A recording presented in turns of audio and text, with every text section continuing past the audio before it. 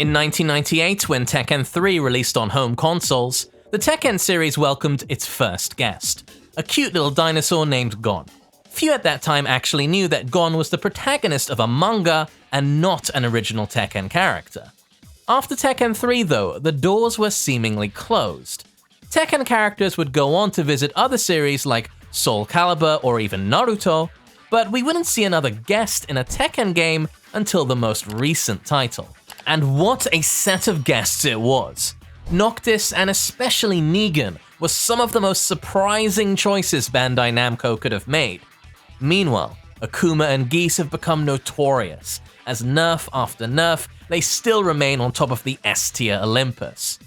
Partly because of that, many players have become either cautious or opposed to the idea of guest characters. But while staying critical of their implementation, it's important to remember the positives, such as adding variety to the gameplay or giving new people an opportunity to discover and enjoy fighting games. With that in mind, today we want to talk about some of the characters we'd love to see in Tekken, and look into what they could bring to the table. I'm your host Arya from That Blasted Salami, let's get into this. It's no secret that when the Tekken developers designed the characters, they were inspired by many of the action classics starring Jet Li, Jackie Chan, Bruce Lee, and others. However, these influences go beyond movies and into the realm of manga and anime. Fans have long suspected that Feng's appearance is a direct reference to a Baki the Grappler character, while the more recently added Fakum could be referencing Baki's art style with his exaggerated muscle. With so many fans amongst the players as well, Baki himself would be a very welcome addition. His strength and speed are immediately apparent, but Baki is much more than just a wild brute, and has some interesting techniques of his own. And it's intriguing to think about how some of these could transition to Tekken in the form of unique mechanics. It's impossible to make a list of guest characters without mentioning one of the most frequently requested ones. Tifa Lockhart gets a lot of love from the Tekken community for her classic design, caring personality, and of course her gameplay, which mainly revolves around hand-to-hand combat and martial arts.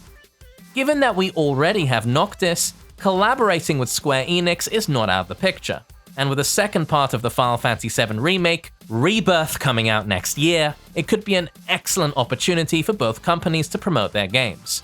But for now, the Tifa fans out there will have to settle for some of the exceptionally well-made fan mods. When talking about guest appearances in a fighting game, especially one like Tekken, you usually don't hear about too many characters who specialize in firearms.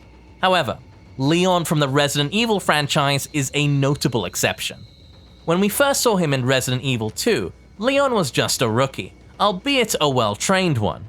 Yet by the time he appears in Resident Evil 4, Leon had become a fully fledged fighter who can take on a Spec Ops soldier in a one-on-one knife fight, or fend off zombies with powerful elbows, kicks, and wrestling moves. With Resident Evil 4 Remake hype and its release being just around the corner, perhaps this special agent could one day square up and fight in the King of Iron Fist tournament. Become DashFight's supporter on Patreon.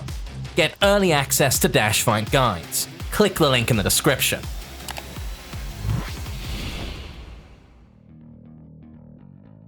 And now for a wildcard. With Guilty Gear Strive currently being one of the most played fighting games, and Bandai Namco publishing both Strive and Tekken 7, the opportunity for a collaboration is more real than ever.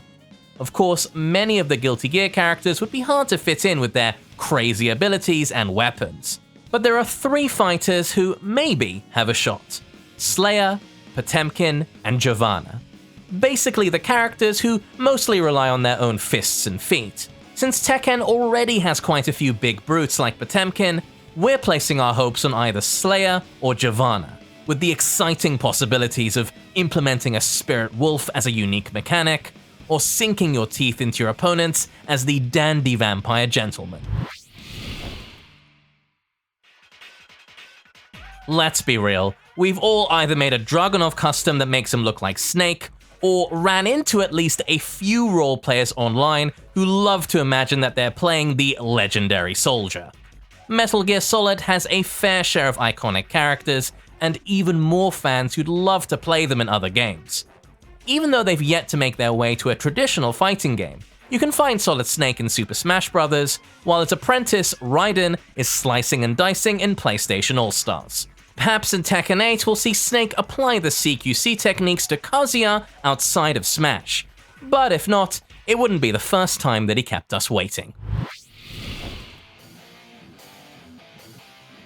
When you hear the name Dante, the first association is probably with stylish combat involving lots of stabbing and shooting. Yet, the Devil May Cry series also has a rich history of hand-to-hand combat. Starting with Dante using Ifrit in the original game, and going all the way to DMC5 where you can do some stylish dodges, parries, and attacks with the Balrog, which fuses techniques from both traditional boxing and capoeira. With so much material, you can easily reassemble Dante as a fleshed-out fighting game character, perhaps even with a special Devil Trigger mechanic. Not to mention, the fighting game community already has a sizable crossover with fans of character action games, as most of us enjoy the deep combat and sick combos that they allow you to pull off. By far the most iconic ninja character in all of video games, Ryu Hayabusa started his journey all the way back in the NES classic, Ninja Gaiden, the series that continued to challenge gamers for decades. While Tekken already has a few ninjas with Ravens and Kunimitsu, Ryu is very much distinct enough to stand apart from everyone else. He even appeared in Dead or Alive games, where his gameplay featured a remarkable amount of flashy grabs and cool defensive techniques. With Ryu being such a storied fighter, it'd be interesting to see him go up against the Munji clan or the many strong villains of Tekken.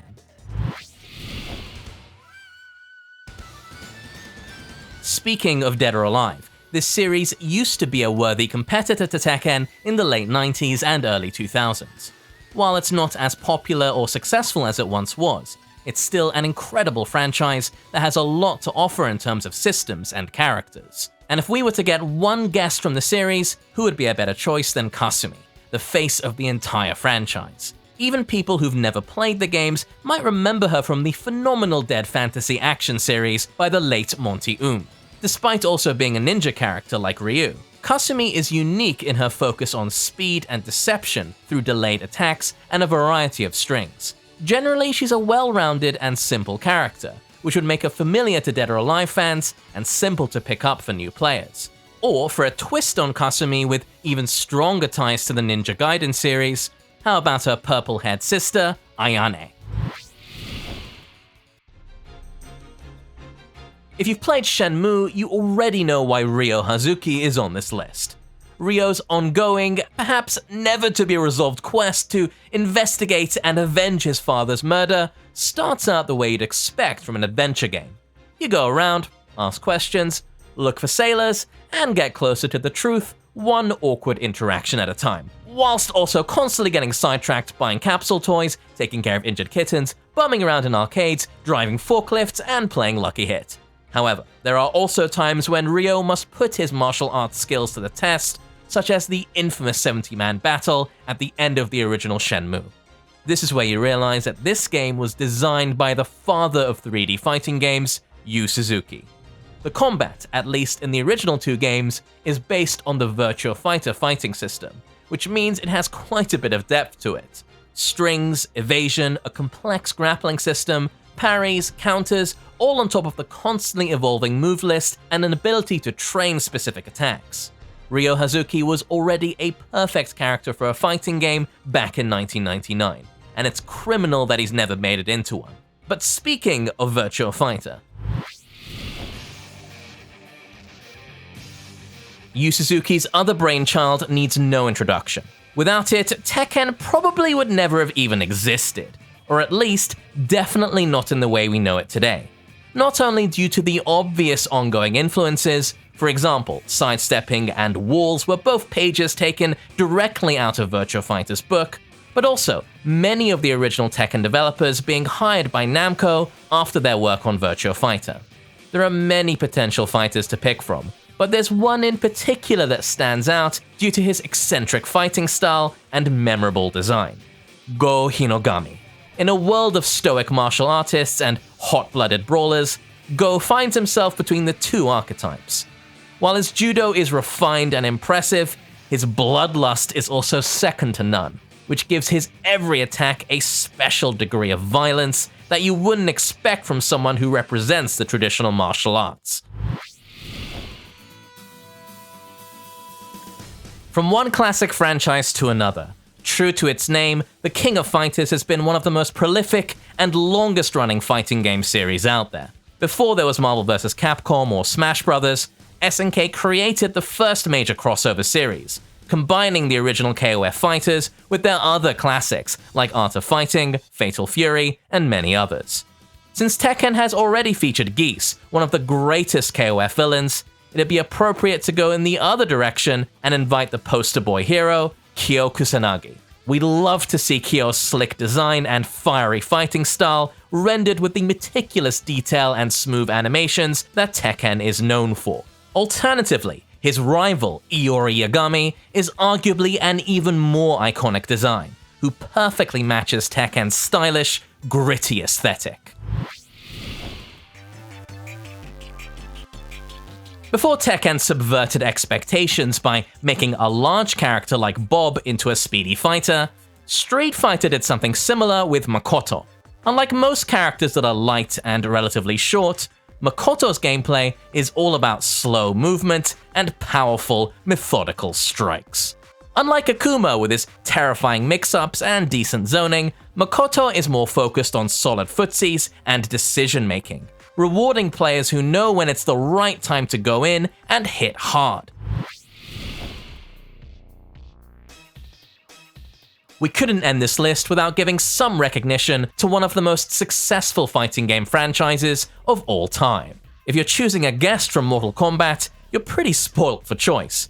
A series that started with only 7 characters is now getting pretty close to 100. Putting aside the classic ninjas and femme fatales, we want to highlight the cybernetically enhanced powerhouse who's been with us since 1993, Jax Briggs. As a more traditional hand-to-hand fighter, he'd be right at home in Tekken, and his mechanic with heated-up arms could lead to many interesting possibilities when it comes to gameplay. This concludes our list of the guest characters we'd like to see in Tekken 8, but with so many excellent candidates to choose from, it's impossible to not miss out on some of them. If there are any specific characters or franchises that you'd love to see in Tekken, please feel free to share your opinion in the comments. Until next time, this has been Arya from TBS, wishing you an excellent day.